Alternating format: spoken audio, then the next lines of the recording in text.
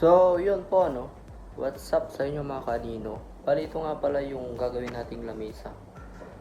Bagay na bagay siya sa Tagayat kumbaga. Hindi, joke lang. Tamang-tama to sa parang pwede siyang kainan. Dahil very cute lang siya mga kanino.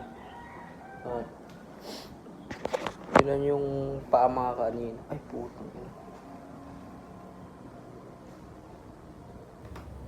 Bali, sa part na to mga kanino ay welding nga pala siya welding namin siya doon sa basing doon kila kuya ng mga hapon na magagabi na rin at parang nirarush namin siya at tingnan nyo ang nangyari mga kanino. Yan tanggal yung isang paa dahil rush nga kasi mga kanino at hindi na namin gaanong makita at hindi na namin siya gaanong makita kanino doon sa kanila dahil gabi na nga at medyo malamok na. Hindi na namin siya may full wheel. Napag-isipan na rin namin mga kanino na dalhin ko na lang din dito sa bahay. Ibigay niya na lang yung mga gamit niya ipahiram dito sa amin dahil ako na lang yung gagawa. At para na rin maging solid yung pagkaka-welding dahil may konti naman tayong natutunan sa pagwe-welding dahil meron nga pala tayong in situ sa Ismaw. Yun mga kanino. Panoorin nyo kung paano ko ito gagawin mga kanino. Let's go. So yun mga kaibigan, tawag dito, mga kanino, kaninong gusto kong itawag sa inyo mga guys dahil yun ang mas prefer kong itawag sa inyo mga kanino. Ayos yun, di ba? Bali, nandito na nga pala tayo ngayon sa part ng pagwe-welding mga kanino at yan, kung makikita nyo, nakasalamin pa ako para akong tanga. Ito yung aking ginagawa. Kung magdududa man kayo mga kanino na hindi ko pinakita, meron akong kumbaga advance ko lang na naiisip na baka keso ganito ganyan na hindi mo parang sinabi mo lang na ikaw yung nag-welding pero hindi naman talaga at dahil sa walang pruweba na ako yung gumagawa pero ako talaga yun mga kanino, ako talaga ang gumagawa dahil gusto ko rin na may magawa ako dito sa bahay dahil yun nga, dahil sa pag-aaral ko ng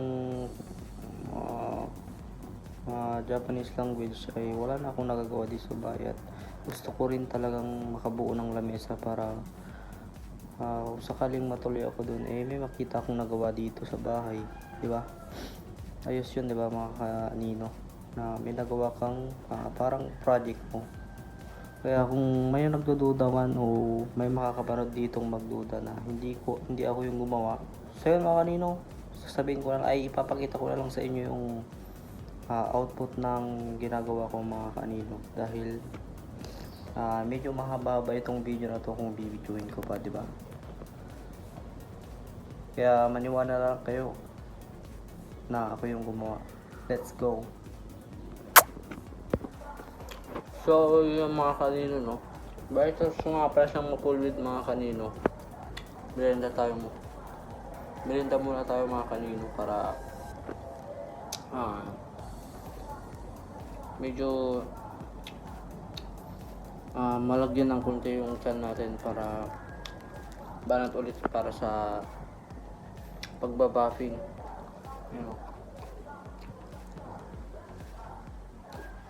Bali, putol nga lang pala itong video ko dahil itong cellphone ko ay mabilis malobat. Kurukat na lang ang gagawin ko para the best mga kanino.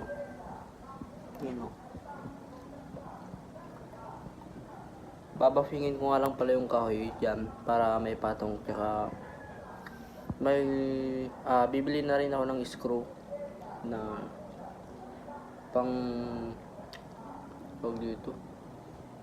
pang i-screw dun sa may kahoy mga kanino para kumapit yan sa may bakal. Yan.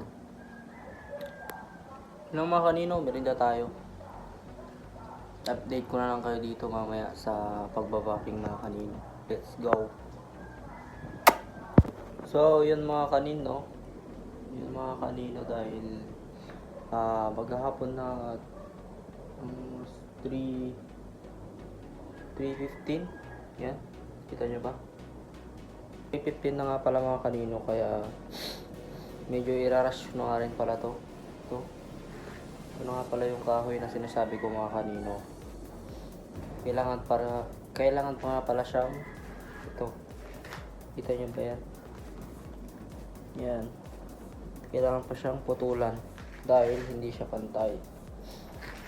Plano ko dyan ay panipisin lang muna siguro para mas madali na lang siyang lagarihin. Total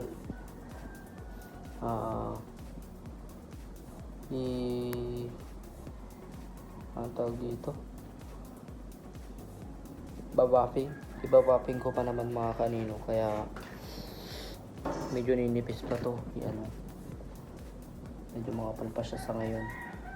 Babaping ko lang siya.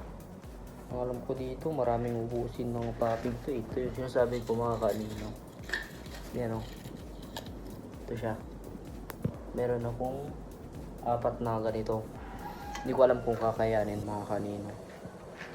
Pero try ko pa rin dahil wala pa akong gamit na para dito.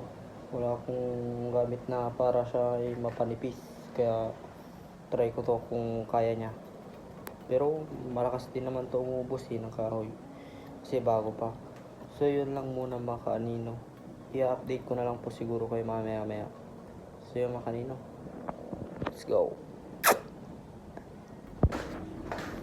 Yun mga kanino, update ko lang kayo.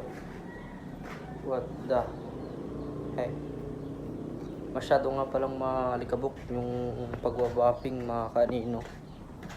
Kung mapapansin yung mga katawan ko, shiz, sana all. Ito yung ginagawa ko. Ano, masyadong